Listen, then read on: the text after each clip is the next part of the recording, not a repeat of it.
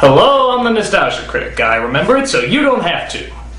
Every once in a while, a film comes along that challenges the way we look at cinema, life, and reality itself. A film that dares to take risks, be different, and not succumb to the rules and boundaries that Hollywood has set up for them. This, my friends, is one of those movies. I am, of course, talking about the indescribable genius of Surf Ninjas. Now, many of you may look at this film and say, hey, this is the worst piece of shit I've ever paid money to see. But that's because you are not seeing the true symbolic meaning behind what looks like a gigantic load of elephant dung. For if we look at Surf Ninjas with open eyes and critical analysis, we may see something deeper than even the filmmakers could have possibly imagined. Let's take a look.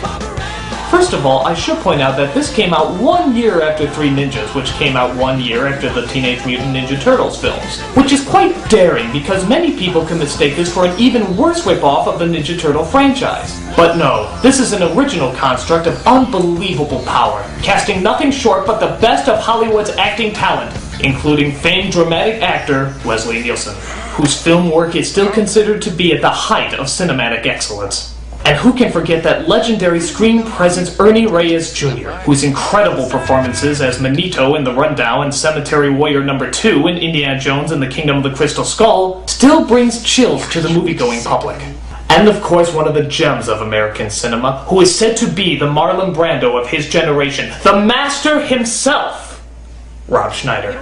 For indeed, how can anyone not swoon when he delivers such brilliant lines as, "She's afraid to show it. She's probably not very attractive." And how could you not cry when he recites in all his brilliant majesty, "Now don't make me come out there and beat you with a league of mine that no longer works, cause I'll do it!" And how can you, in all honesty, not at the delivery of such awesome power when he says, "I've got 2 words to say to you. David Carradine and Kung Fu." "Our hearts are with you, perceptive angel." So at the beginning of this epic masterpiece, we find 2 brothers named Johnny and Adam. They are quote-unquote surfer dudes who hang out with their best friend Iggy. They take surfing so seriously that they even treat their car as a surfboard, rowing their way to school, not caring how nobody has their hand on the steering wheel, putting dozens of lives at risk. Those lovable rapscallions. They're excited because Johnny is giving a speech at high school about a visiting monk named Baba Ram. But unfortunately, a la Saved by the Bell, he has totally forgotten about the assignment. "I've got nothing." Already the film has sucked you in with its gut-wrenching suspense. How will Johnny get out of the speech if he has nothing prepared? Perhaps a last-minute scribbling of notes, or a totally improvised speech, or Ba ba ba ba ba rum. Ba ba ba. Of course! A totally on-the-spot song rendition of Barbara Ann, a song that hasn't been popular in decades, and yet somehow everyone in the school is dancing and singing to its tubular melody. Genius. But little do they know that ninjas are looking to kill the 2 boys as they dress in the same color camouflage as the Street Fighter movie. This scene right here is obviously referencing Francis Ford Coppola's Apocalypse Now, because as we all know, they are both on the exact same emotional wavelength. Horror has a face, and you must make a friend of horror. What's tall, dark, wears a patch, and always seems to be on my butt? It's almost as if Ford Coppola directed both movies. But luckily, there's a one-eyed Asian Charlie Chaplin to the rescue. His name is Zach, and he tells the 2 brothers that they are actually princes of a far-off land called Partisan? Portisan? You mean those toilets at construction sites? Ew. This may seem like a lame joke, but it's not. It's genius. So Zach tells the brothers about the island of Partisan. It was the most peaceful place on earth.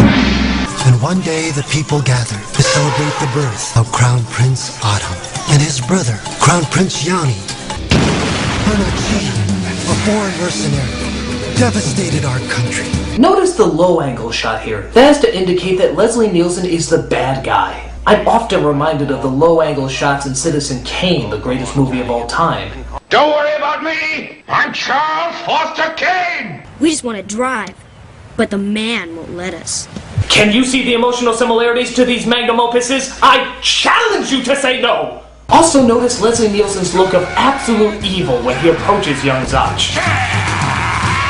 That still haunts my nightmares. So Nielsen gets knocked over and gets half of his face squashed by an elephant. It may seem like he's standing in that spot on purpose or even getting under the elephant for no apparent reason, but my thought is that's much like Wotan and the shattering of his spear. He knows his destiny, and instead of running away from it, he embraces his doom in a collaboration of zoom shots and what seems like lazy editing. Genius! So thus, Nielsen has to wear a plastic mask on half of his face, no doubt symbolizing the duality of his character. In any other film, this would look positively but because it's in this film, it works. Meanwhile, we see that little Adam has the whimsical power to see images of the future. And what device does he use to harness his visions? Not fumes from the cracks of the earth like the Oracle, not an enchanted fountain like the Mirror of Galadriel, but rather a Sega Game Gear that shows Adam exactly what's going to happen in a matter of seconds. It's like the legends of Greek mythology live again! Also notice the use of magazines here, even though this is so obviously a children's film. Always pushing the envelope, this movie. So Zach takes Johnny, Adam, and of course adorable Iggy, to the center headquarters of all the Padusan people, a Chinese restaurant. The best Patusani food in LA. There, Johnny's introduced to his future wife, who is arranged to marry him. Proof that people don't need to have relationships or similar interests. As long as they are both attractive, true love will shine through. But the ninjas arrive, and so, Johnny must discover his true ability as a ninja warrior, not through years of physical training, not through the hardships of mental wisdom, but through magic. Notice the use of Beethoven's Ode to Joy, no doubt exactly the subject matter he had in mind when he wrote this epic piece. Note also that the ninjas, rather than get up and fight some more, roll out of the way as if to say, I had my chance, and now I must let others take my place. These guys are going where no other film dares! After a local cop gets thrown into the mix, our heroes set ashore to the island of Padusan. Here, we hear more of the characters' wonderful dialogue as they quote such timeless phrases that will no doubt never age. Wasn't it styling? Fully. Moto surf! Let's shred! Waves are pumping! Psych. No worries, bro. Ain't it bitchin'? One, two, dudes! How could they have predicted that phrases like psych and pumpin' would still be words used even to this day? I'll tell you how. Genius! So while on the island, they come across even more nasty ninjas who hold our heroes hostage. But wait a minute, little Adam has an idea. Ah yes, running over the ninjas with their jeep. Notice how the ninjas at no point ever use their guns to stop the oncoming threat, even though they have plenty of time to do so. How fascinating. So they take the jeep while fighting off the other soldiers with the ninjas' most ancient weapon of battle, dynamite. Haha! That'll show those who value human life as a treasured gift. As if this film hasn't taken enough risks already, they actually dare to make a brave anti-smoking statement in the middle of a chase scene, no less. Cigarettes. Yeah. I know I should quit. Maybe you should get the patch. Look who I'm talking to. Yes, inspired poet, let us all look into the deepest areas of our soul and see who we are talking to. G to the E to the N with an I-U-S. Genius! Which is quite interesting, seeing how this film says are good, and yet smoking is bad. Mixed messages or conflicting issues? Knock knock, who's there? Genius! After the chase scene, Zach gives them all sacred headbands made out of tie-dye shirts and sends what's left of their bodacious army to the villain's evil fortress. Not since the ending of Stanley Kubrick's Paths of Glory has a collection of warriors and fighters seemed so powerful and so moving, I dare you not to shed a tear while watching this awesome display. The only problem is, the villain's fortress is surrounded by another large stretch of water. How can our heroes possibly cross?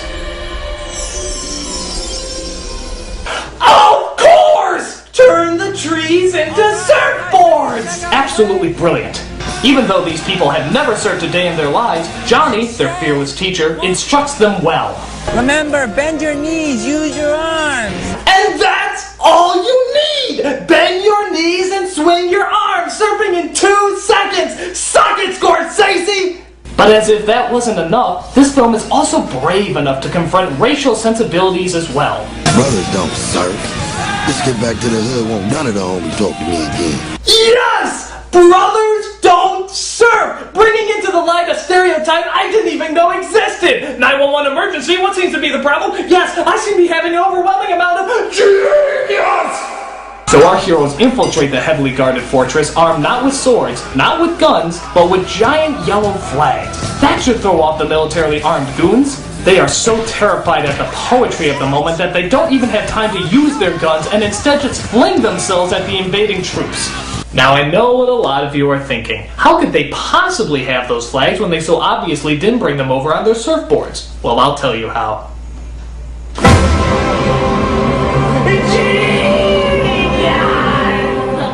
So finally we get to the big showdown with Leslie Nielsen and Warrior Johnny. Nielsen and Johnny start to fight, but Nielsen's mechanical hand starts to malfunction and forces him to start, Now I know a lot of you are wondering why on earth did they put that scene there? Well, I'll tell you why. I have absolutely no clue. I think it's pretty disgusting. So Johnny defeats the evil villain, brings order to Pakistan, and makes a breathtaking speech that even Barack Obama would cry at. Because I was born into royalty, I'm no different from you. Put my face on a stamp, 50-cent piece, and let's call it a day. And what epic masterpiece wouldn't be complete without another rendition of Ba Ba Baran, as Ba Baran himself sings the song while wearing a beautiful necklace of yak. So that's Surf Ninjas, one of the greatest movies, greatest things of all time. How can a movie be so great, so wonderful, and so unbelievably groundbreaking? Because there's no movie like Surf Ninjas. There's no movie like Surf Ninjas. There's no movie like Surf Ninjas. There's no movie like Surf Ninjas. There's no movie like Surf Ninjas. Nostalgia Critic. There's no film like Surf Ninjas. Nostalgia Critic. There's no film like Surf. Wake up! Oh, Margo, Rob, Mike, what happened to me? You got shot in the head pretty good there, Nostalgia Critic. But how? How did it happen? Oh, that was me. I shot you in the head. Sorry. I'm a nostalgia critic. I remember it, so you don't. Sorry, my bad. Oh, I had the most horrible dream. And you were there. And you. And you. Really? No. I dreamt I was watching a horrible, horrible movie. And I liked it. What was it? Surf Ninjas. And how was it? It was the most god-awful piece of retro I ever had to sit through in my entire life! Okay, calm down. Oh, but I'm me again. This is my room, and you're all here in glorious brown and white. And I'm never, ever gonna like anything, ever again. Somewhere over the rainbow, way up high, there's a land that I heard of once in a lullaby.